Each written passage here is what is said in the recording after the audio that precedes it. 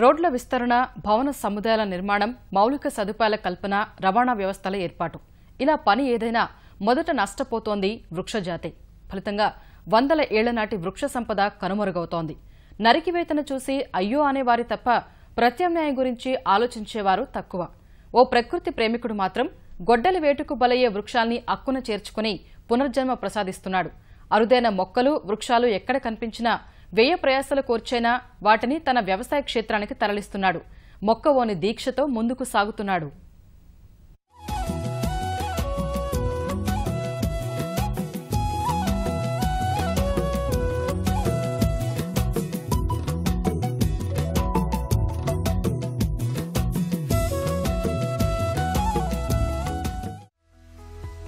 మానవ సంబంధాలకు తిలోదకాలిస్తున్న ప్రస్తుత తరుణంలో ఎంతసేపు తమ గురించి, తమ వారి గురించే తప్ప సమాజానికి ఉపయోగపడే పని చెయ్యాలి అనుకునేవారు చాలా తక్కువ.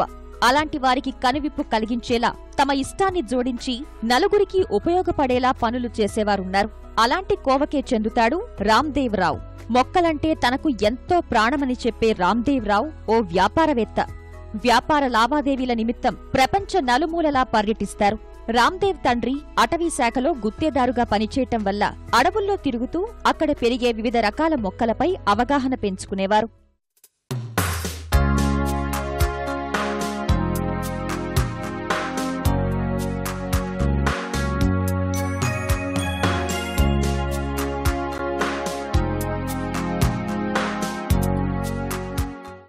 ఎక్కడికి వెళ్ళినా కూడా 50% ఆఫ్ నా టైంని నా రెగ్యులర్ బిజినెస్ కోసము, మిగతా టైంని బొటానికల్ గార్డెన్స్, తర్వాత వచ్చేసేసి నర్సరీస్ అవన్నీ విజిట్ చేసి చిన్న చిన్న మొక్కలు, గింజలు రేర్గా ఉండేటివి తీసుకొచ్చేసేసి బ్యాగ్లో తెచ్చేసి మా ఫామ్లో పెడుతుండేవాడిని.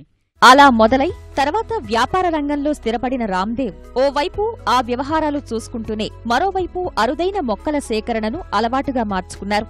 వేల రకాల వృక్ష జాతులను సేకరిస్తూ వాటన్నింటినీ రంగారెడ్డి జిల్లాలోని తన వ్యవసాయ క్షేత్రంలో నాటుతున్నారు.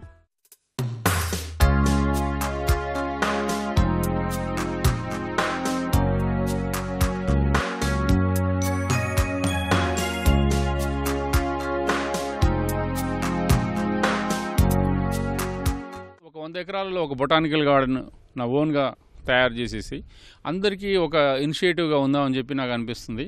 దాని గురించి అని చెప్పేసి నేను చాలా కష్టపడి డిఫరెంట్ కంట్రీస్ నుంచి చాలా శ్రమతో పాటు డబ్బు వెచ్చించి దాదాపు 50 కోట్ల వరకు ఇన్వెస్ట్ చేశాము.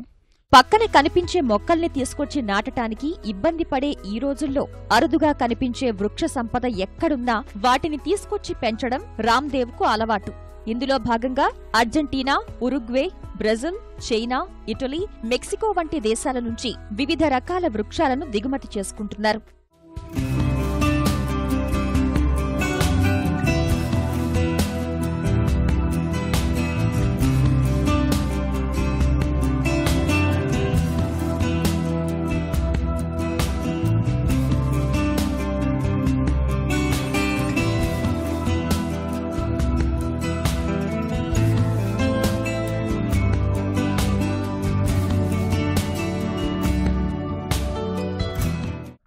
ఈ చెట్టు వచ్చేసేసి ఇటలీ నుంచి ఇంపోర్ట్ చేసామండి. ఇది దాదాపు 1200 సంవత్సరాల చెట్టు. ఈ చెట్టు వచ్చేసేసి ఆలివ్ చెట్టు. దీంట్లోంచే మనం ఆలివ్ ఆయిల్ తీస్తారు. ఇది వియత్నాం నుంచి తీసుకొచ్చిన చెట్టు అండి. ఇది చూడండి, ఇది ఒక రైతు వాళ్ళ పొలం గట్టు మీద పెంచుకున్నది. ఇది మామూలు చెట్టులా కాకుండా అతని క్రియేటివిటీని, అతని ఆర్ట్ని ఎక్స్ప్రెస్ చేయడానికి ఒక వింతగా ట్విస్ట్ చేశాడు. చైనా నుంచి ఇంపోర్ట్ చేసామండి. ఒక ట్రీ ఆర్టిస్టు దీన్ని డిజైన్ చేసి తయారు చేశాడు. ఇది చూడండి, ఇది అక్కడ ఒలింపిక్స్ జరిగినాయి. ఆ ఒలింపిక్స్ సందర్భంగా ఒలింపిక్స్ రింగ్స్ ఇక్కడ వేశాడు.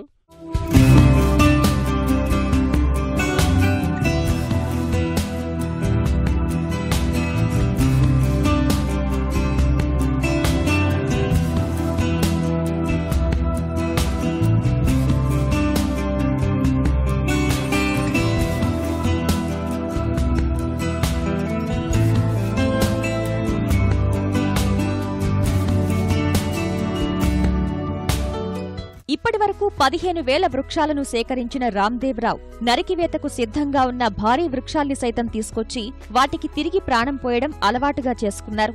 ఇటీవల అలాంటి ఒక విషయంతోనే వార్తల్లో నిలిచారు.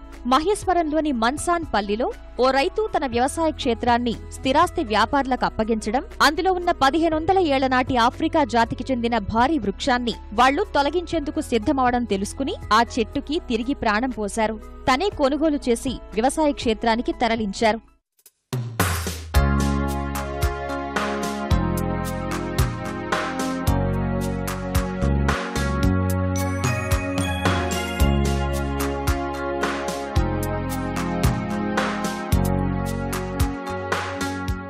దానికి చాలా శ్రమపడి దాన్ని దాదాపు ఒక 6 రోజులు దాన్ని కొమ్మలు రిమూవ్ చేసి దాన్ని వేర్లు కట్ చేసేసి దానికి ట్రీట్మెంట్ చేసి కెమికల్ ట్రీట్మెంట్ చేసి చేయడానికి ఒక 6 days పట్టింది.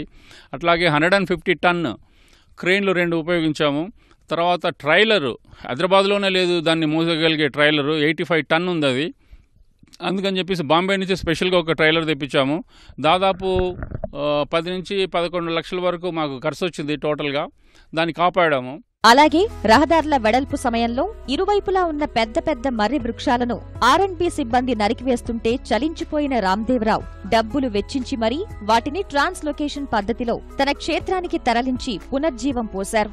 ఇప్పటివరకు వేప, మామిడి, ఈత చెట్లను ట్రాన్స్లొకేషన్ విధానంలో తరలించి విజయవంతమైన రామ్దేవ్ చుట్టుపక్కల గ్రామాలు, రైతుల్లో మొక్కలు పెంపకం, వాటి ప్రాధాన్యతను వివరిస్తూ పర్యావరణ హితమే లక్ష్యంగా సాగుతున్నారు. ఎవరికైనా ఇంట్రెస్ట్ ఉన్న వాళ్ళు మా దగ్గరకు వచ్చేసి వాళ్ళకి ఇష్టమైన మొక్కల్ని మా దగ్గర తీసుకోవచ్చు. ఇది కాకుండా మన దగ్గరలో రోడ్ వైండింగ్లో పోయే చెట్లను ఒక 5-6 years బ్యాక్ ఇక్కడ గండిపేట రోడ్ వైండింగ్లో పోతున్నప్పుడు ఫస్ట్ టైం ఇండియాలో నేను చెట్లను ట్రాన్స్ప్లాంట్ చేయడం ఎట్లాగా అని చెప్పేసి ఇంటర్నెట్లో చూసి నేర్చుకొని 250 చెట్లని నా వాలంటరీగా 45 lakhs ఖర్చు పెట్టి నేను మా ఫామ్లో పెట్టాను. అవి ఇప్పుడు దాదాపు 220 వరకు సర్వైవ్ అయినవి. యాక్చువల్గా ఎవరైనా సరే మాకు ఫోన్ చేస్తే ఆ చెట్లు మేము కాపాడుతాము, తీసుకొచ్చేసి మా దగ్గర పెడతాము. ఎవరైనా సరే వాళ్ళకి మళ్ళీ వాళ్ళు ఫామ్ హౌస్లో ఏమైనా కట్టుకునేప్పుడు వాళ్ళకి మొక్కలు కావాలనుకుంటే ఆ మొక్కలు వాళ్ళు తీసుకొని వెళ్ళవచ్చు. బట్ దీనికైనా ఖర్చులు వాళ్ళు భరిస్తే సరిపోతుంది. 100 ఏళ్ల నాటి వృక్షాలను నరికివేయడం తనను ఎంతో బాధిస్తోందని ఆవేదన వ్యక్తం చేస్తున్న రామ్దేవ్ అలాంటి వృక్షాలు ఎవరి వద్దైనా ఉంటే తనకు సమాచారం ఇవ్వాల్సిందిగా విజ్ఞప్తి చేస్తున్నారు. వింతైన మొక్కలు, విభిన్న రకాల జాతి మొక్కల పట్ల ఆసక్తి కనబర్చేవారంతా రామ్దేవ్ గార్డెన్ కు స్వయంగా విచ్చేసి వాటిని కొనుగోలు చేసి తీసుకెళ్తున్నారు. ఇప్పుడు వేలు మొదలు లక్షలు విలువ చేసే అరుదైన మొక్కలు రామ్దేవ్ గార్డెన్లో అందుబాటులో ఉన్నాయి.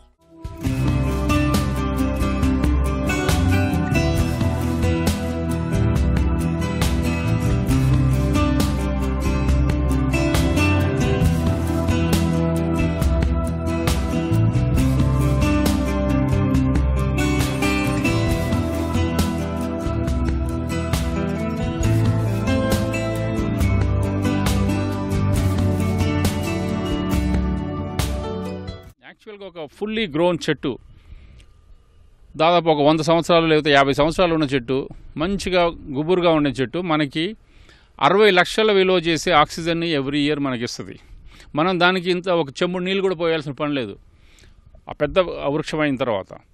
అట్లాంటి విలువైన చెట్లను నరికి పారేస్తుంటే నాకు చాలా బాధ అనిపించింది.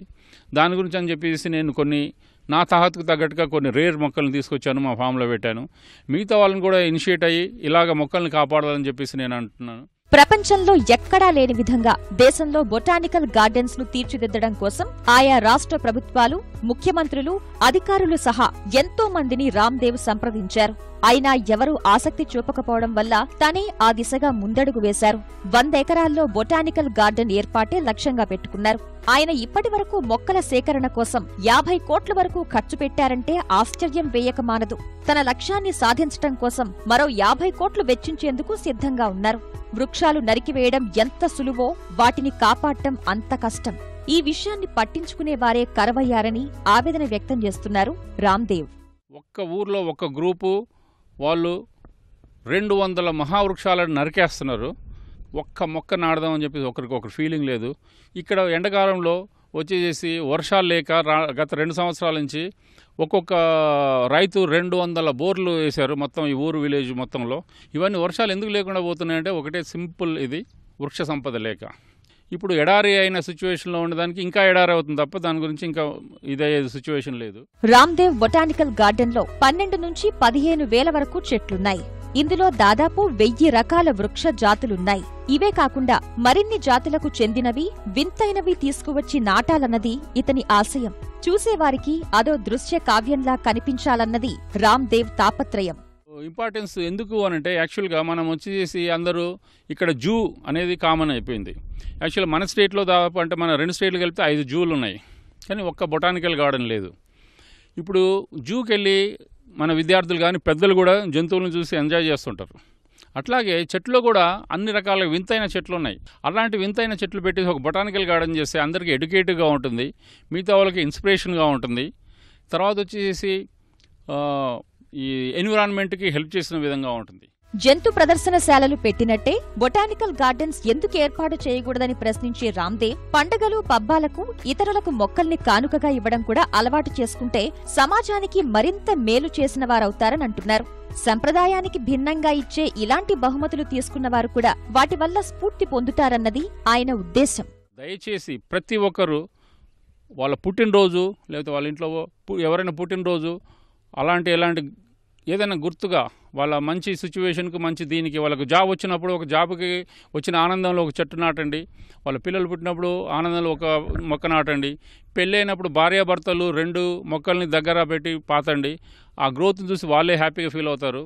ఈ విధంగా ప్రతి ఒక్కరూ వాళ్ళ జీవితాన్ని చెట్టుకి అనుబంధంగా పెంచుకోవడం బెటరు. అనుకున్న లక్ష్యాన్ని సాధించటం కోసం వ్యాపార నిర్వహణ బాధ్యతలు కూడా వేరేవారికి అప్పచెప్పి పూర్తిగా ఈ వైపే అంకితం కావాలని భావిస్తున్నారు రామ్దేవ్. చివరికి అసలు మీరు అందరూ నవ్వుతారేమో నాకు తెలీదు, బట్ మా ఫ్యామిలీలో మా వైఫ్కి మా పిల్లలకి చెప్పాను, వచ్చేసి ఇప్పుడు నేను చనిపోతే నన్ను భూమిలో పెట్టకండి, తర్వాత కట్టెలు పెట్టి కాల్చకండి, ఒక పెద్ద ట్రంక్ ఉన్న చెట్టు తీసేసి దానికి త్వర చేసి త్వరలో పెట్టండి నన్ను అని చెప్పాను. అంతగా నేను లవ్ చేస్తాను. దాన్ని బట్టి మీరు అర్థం చేసుకోవచ్చు చెట్లు అంటే నాకు ఎంత ఇష్టమో. మొక్కను పెంచుకోవాలంటే అందుకోసం చాలా సమయం వెచ్చించాలి, చాలా జాగ్రత్తగా చూసుకోవాలనుకునేవారు చాలా మంది. అయితే ఇంట్లో పెంపుడు జంతువుల కోసం ఉపయోగించే సమయం, వాటి కోసం పెట్టే ఖర్చు కన్నా ఓ మొక్క సంరక్షణకు చాలా తక్కువే అవుతుందంటారు రామ్దేవ్. తాత్కాలికంగా తోడుండే వాటి పట్ల శ్రద్ధ కనబర్చే మనుషులు జీవితాంతం మనకు అండగా ఉంటూ పర్యావరణ సమతుల్యతను కాపాడే చెట్టు విషయంలో ఎందుకు ఆసక్తి చూపరో అర్థం కాదంటారు. మానవాళి మనుగడ సాగించాలంటే పర్యావరణ పరిరక్షణ చేసి తీరాల్సిందేనని, ఇందుకోసం ప్రతి ఒక్కరూ మొక్కలు నాటి వాటిని సంరక్షించడమే మార్గమంటున్న ఇలాంటి వారి నుంచి అంతా నేర్చుకోవాల్సింది చాలా ఉంది.